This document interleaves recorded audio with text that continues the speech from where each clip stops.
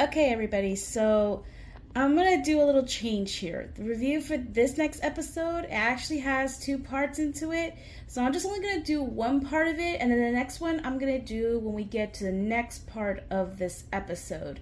So, if you're wondering where the other half is, please stay patient. It will be coming out. So, here we go. Previously on X-Men 97. We go ahead and meet this character, Roberto da Costa, heir to the da Costa fortune, being held captive by the Friends of Humanity and trying to figure out what his abilities are as a mutant. And it is revealed that he has some sort of solar type of energy, and if you know who this is, then you know. If you don't, then, read up on the comics or go back to my first review of this. And it's making him face a decision whether he stays with his family or becomes an X-Men. Well, what do you think?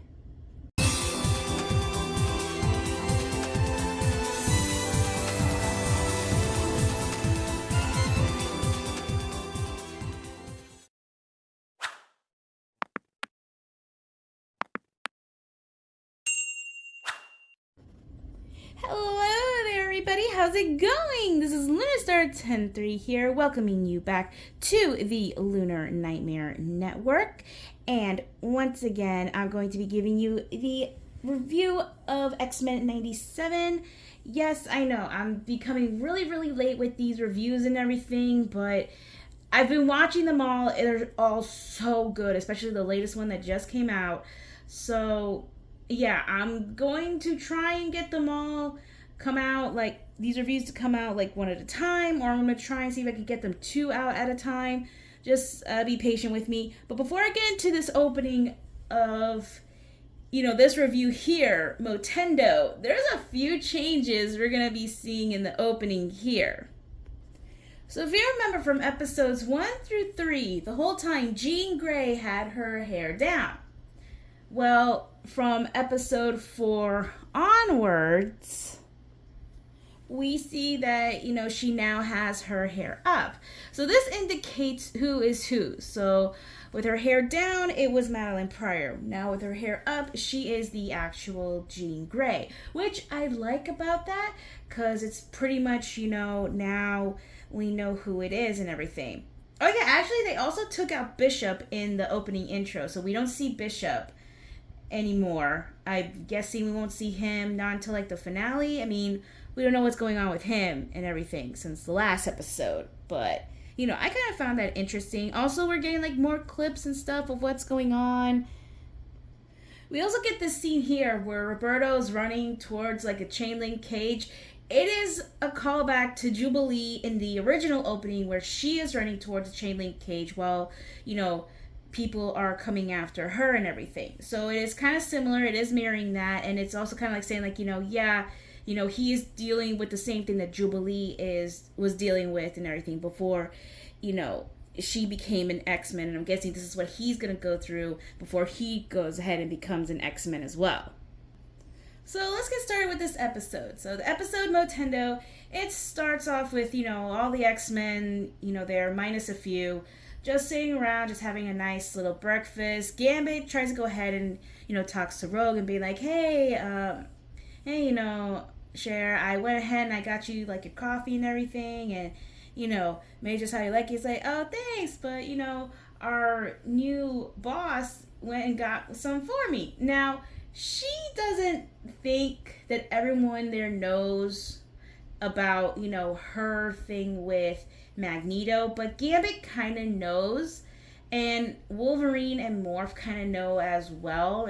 But to them it's just kind of what's gonna be going on here and everything else. But Gambit kind of knows, okay, there's something more going on with you two, and things like that. So he tries to go ahead and give him beef and trying to get under Magneto's skin and everything, but Magneto's like, nice try, you're not gonna go ahead and do all that, but I'm still learning. I'm still trying to go ahead and be a good leader to y'all and everything. And I know it's still weird, because, we've been enemies this whole entire time. And everyone's saying yeah, no, don't worry. And, and they want to try and do something very fun because today is Jubilee's birthday. and they want to try and do something fun, but Magneto's saying, no, we can't do no fun because you never know when an enemy might attack and everything. So we can't do nothing that all of you want. And Morph is just basically saying, wow, okay, so I'm guessing you didn't get what you want for your birthday then. And Magneto just says, my parents are gone. They died a long time ago in, that horrible event. And that was just enough to damper everyone's mood. Everyone, that is, except for Jubilee, because she's so excited. It's her birthday, and, Rogue is asking her, what do you want to do for fun, sugar? It's your day. You get to do what you want, whatever. She wants to go ahead and go to the arcade, and she wants to, just how it was, like the old times, like the good old days and everything else. And, thinking, let's just skip training for just one day. It's my birthday. I can do what I want. And, I'm 18 years old now. And apparently, because, how she sounds and acts, she acts like she's still a teenager. But how she is, made and, drawn out and everything, it looks like she's in her early 20s. I think she's, at least 20 years old. But no, in here in the series, she is 18. So that means throughout the entire series, she has been 17. Now, it's her birthday. She's now 18 years old. So she's the youngest X-Men there. And she just wants to go ahead and go out and have fun with the X-Men and everything else. Yeah, Magneto says no. And this kind of gets Jubilee annoyed because it's her birthday. She just wants one day where she just wants to go ahead and have a little fun and everything else. But, Magneto's saying no and saying, you never know what could happen. An enemy might attack at any moment. And then you're out there having fun and doing all this stuff. And you're not even taking this whole thing seriously. And, you have Roberto there. She's venting it out to everything to him. And it's like, okay, you got a guy in your room. What are you trying to do, Jubilee? I don't even understand. But it kind of also confuses me too, because if you remember in the last episode, Roberto just showed up out of nowhere. But in the first episode, he made it seem like, okay, I'm gonna head back to my family now. Nice knowing you, and give me a call. I'm still single, and who knows? I'll let you fly the jet someday. It's like, but then he shows up back in the X Mansion. What? I thought he went home. Why did he show up all of a sudden in episode 3? And it's like, okay, what is going on here? But no. So he's in Jubilee's room and she's venting all this stuff out. And she is just basically saying she wants one day where, nothing can happen to them. And, she just wants to have fun, not be out training on her birthday. Because, she is she's, the one that's important. She is, the big boss, Big Mac or something like that, what she says. And, she's already dealing with a lot of stuff with, Magneto being on the team and, Scott, Jean, and the clone situation going on with them. And, everything else. It's she just wants one day where everything was just like how it was before all this went down. So Roberto does see that there is a video game console in Jubilee's room, even though Jubilee says that she doesn't really play video games as much. And there is this console called a Motendo, a playback on Nintendo, and we see that there's an X-Men game here. Now, if you remember back then in the 90s, where video games were popular, almost every single TV series had a video game out. We had one, I believe they had one for Spider-Man when it came out in the 90s. X-Men we knew came out. Then we had, Marvel versus X-Men.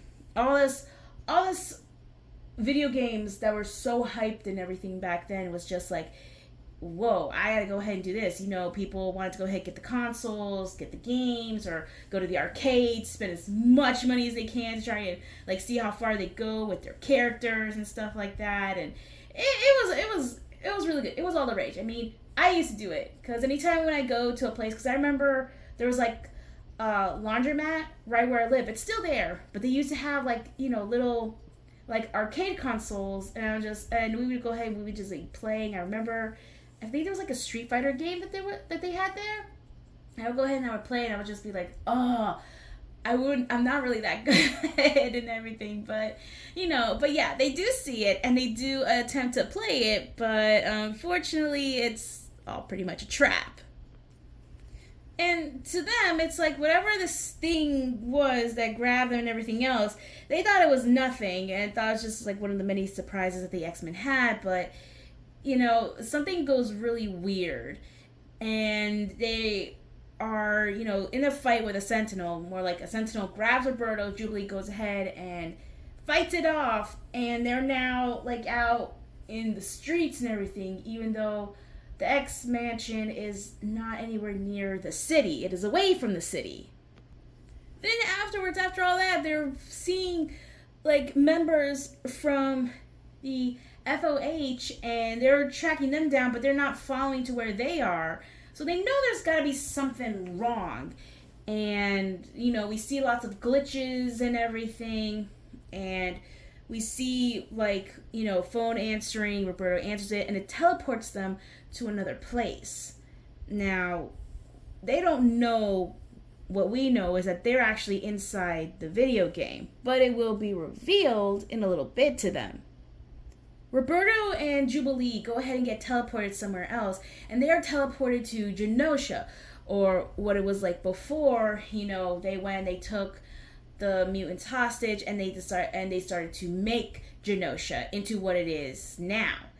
And she remembers that this was where her, Wolverine, and Storm were taken in, and they were also made to help make the construction of Genosha and everything. And that was not a good time for her. It's to this point in this whole game that, Jubilee and Roberto try to find a way out of here, out of, the old Genosha, but they realize there's a barrier around them. And it's when they realize, wait a minute, we're kind of like in a video game, and they see this mysterious person that has like a spiked like helmet and just looks at them and then disappears. And it's ultimately when they say, wait a minute, that Motendo that we saw in my room was actually a trap. We're not in the real world anymore. We're actually inside the video game.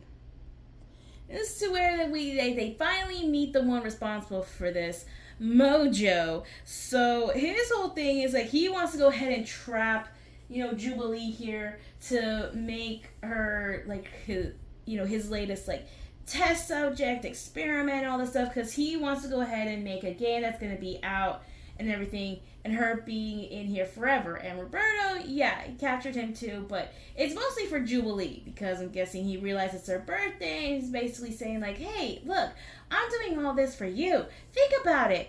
A world where you don't ever age, you stay young forever, and you don't ever want to like come out of this state. I mean, come on, Jubilee. It's perfect for you, and you don't have to grow up. You don't ever have to, do all the stuff that other X-Men are doing. You get to be you. And we see like all these other types of mutants or whatever. I believe they're part of like the whole cyberspace thing. But we see them there, and they see that, oh my gosh, like, we got Jubilee here, we got this other person here, and all this, and, Mojo's just putting out, like, all this stuff, like, what, like, what do you got to lose here for Jubilee and everything else? And, we get some references from, Who's the Boss, Different World, Divorce Court, all this stuff, like, all this was just kind of screaming 90s influence and stuff like that. But then we get, the title X-Men, The Rise of Jubilee, which is kind of a callback to one of the X-Men games that they did. I don't believe it was called Rise of Jubilee. I think it was called something else, but we know that they did a few X-Men games. And I'm really hoping that they go ahead and maybe for like, Xbox, PS4, PS5, Switch, we get some of these X-Men games, because it would be so cool for them to go ahead and do that, or at least bring it out and, let us play some of the stuff, bring back, Marvel versus X-Men and everything, do something like that. It would be great, because, this is basically referencing video games. A lot of stuff involved with, like, video games here happens, and it's just to where I wish, with this, I wish it's kind of like hinting that they are gonna bring X-Men games out for like, the different consoles and everything. So at least we have something for us to go ahead and, see and do and all that stuff. Now I will say I do like the border backgrounds that they have of the characters. So it's like, okay, and again, it doesn't reveal what Roberto's powers are, but he does use a little bit more in this episode, which is great because it's kind of like he's still trying to figure out how to control it and everything. So I'm gonna say that he is the same age as Jubilee. He is also 18, and he is also trying to control like his mutant type abilities and stuff like that. But he doesn't really do much here in this version of the game. But again, the borders around that they have, it's really cool. It's really neat. I really hope they bring something like that if they ever bring back the old X-Men games. When they go ahead and they defeat like the other bosses that they have or the other monsters and enemies that they have, they move on to the final level, which is aboard Magneto's ship and everything. And it's to where, we see Roberto, he has like the crowbar because he doesn't want to use his powers too much. He talks to Jubilee because he knew about what happened over in Genosha with, the construction of it and everything else. And, him and his mother will watch the news. And she said she's terrified, like, what happens if, like, the mutants get, a hold of the humans and everything else. And they're saying, like, and Roberto's saying, like, well, don't worry about that, Mom. I hate all mutants. Sorry. And they pretty much are saying, like, he's pretty much saying, like, yeah, I don't like mutants. They're so mean and scary, and we don't know what's going to happen and everything else. And to him, he was just playing it off because he didn't want his mother to know that he was, in fact, a mutant himself. And it's just trying to, like, go with his mother's wishes and everything else just to say, like, yeah, I totally agree with you. I don't like mutants one little bit. They both go ahead and fight the final boss, which is, of course, Magneto in his old, uniform that he had before he changed to his new outfit. And they try their best to fight, but Roberto, he is very, very badly hurt and on the close to pretty much, not existing. And because if that happens, then, in real life, he no longer exists there too. And Jubilee feels really bad for dragging him throughout this whole entire thing, but she sees something glowing there, and it is a health potion type of thing, like a health life and stuff, like giving him back like an extra life and everything, so that they can go ahead and just get out of here.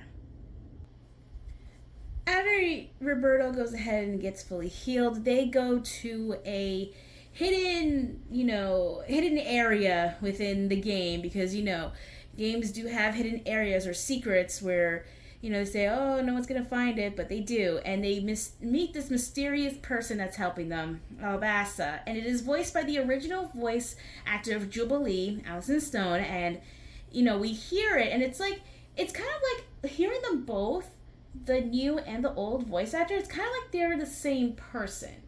But we do kind of hear the difference in voices and everything. And she explains that she's been helping them out because, Mojo's been looking for test subjects to, try out the game before launch and everything else. And the only way for them to do that is to have beta testers. So him doing it multiple times with, just little like clones of like the computer and stuff like that, it didn't really work. This version found out about the whole thing and rebelled against it and pretty much tried to prevent anyone from just going on and just, getting trapped here forever within the game. And this is what she's trying to do to help out Jubilee and Roberto, trying to get them out of here so that they don't fall into like a very bad fate and everything else. And hearing these two talking together, it's really cool. It's great. It kind of almost symbolizes that, the original voice actor of Jubilee is passing the torch on to the new voice actor that is now voicing Jubilee and saying, you're going to do such a great job voicing this character. And she has. It's really cool. It's really neat, I'm going to say, to go ahead and do all this stuff and, just voicing, this actor that someone else has done it for like a good long time. It's such an honor to do that. Jubilee, Alabasta, and Roberto after they're done talking, they are now facing the final boss, which is Mojo, and Mojo's basically saying like, I'm not letting any of y'all leave, and I'm gonna destroy this little, beta tester that I had, because I had a feeling that she was the one that, got everything like all messed up for me and everything else, and because of that I can't do like the stuff that I want to do and everything else. So he goes ahead and fights them, and Roberto uses his powers again, and the two Jubilees are doing like this powerful new firecracker type attack. It's reminding me of the Rasengan in Naruto, because it's giving it, because they give it all to Jubilee, and she's kind of doing, it's kind of like a spirit bomb mixed with a Rasengan type of thing, and they aim it at Mojo, and they are finally able to get out of here, out of the game and back into the real world.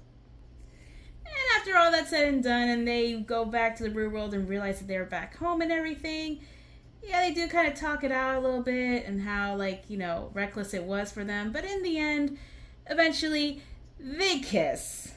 And it's just like, wow. You don't wait, do you, Jubilee? And then we see right here in this final shot that we have, them just still kissing, while her powers just goes ahead and just like flicker like little fireflies up into the air and stuff like that. And it's where this episode ends. Overall, this was a good episode. This is a good part of the episode that we've seen. Now, like I said, I'm not going to do the second part of this episode, because that will coincide with the next part of the episode that we are going to be seeing. And like I said, I've seen the other episodes so far, that's why it's taking me so long. And oh boy, these next few episodes, especially with the finale that we're now seeing, it's getting there. I mean, especially with this, and the special love connection that they have there going on. But yeah, like overall, like this episode was really good. All these episodes that I've been seeing, they're all really good. Like they're coming at us like really good with these episodes and everything, and preparing us for all that's going to be going on and what's going to be happening and all that. Man, this is just going to be a lot, especially with these next few reviews that I'm going to be doing. I'm going to try and get them all done. Like I said, I might do one, like, each day like of the week, or try and get both videos out at the same time. But only time will tell, because I'm trying to go ahead and do my best, and work is trying to keep me as busy as I can be, just trying to like figure out what else to do, financially and all that stuff, because it's a lot. But overall, like these episodes, they're all really good. But what did you guys think of this episode? Did you like the video game references that they have? And do you guys think that eventually, because X-Men's coming out now with like the reboot of X-Men 97, do you think that eventually we might get like reboots, or like, we might get the old games coming out on different consoles? Let me know what you guys think of this. And make sure to like, share, comment, and subscribe to this channel, and ring the bell so that you can be notified of any other future videos that I do. And don't worry, more reviews of X-Men 97 will be coming out. And I will see you all next time. Lunar Nightmare Network, signing off.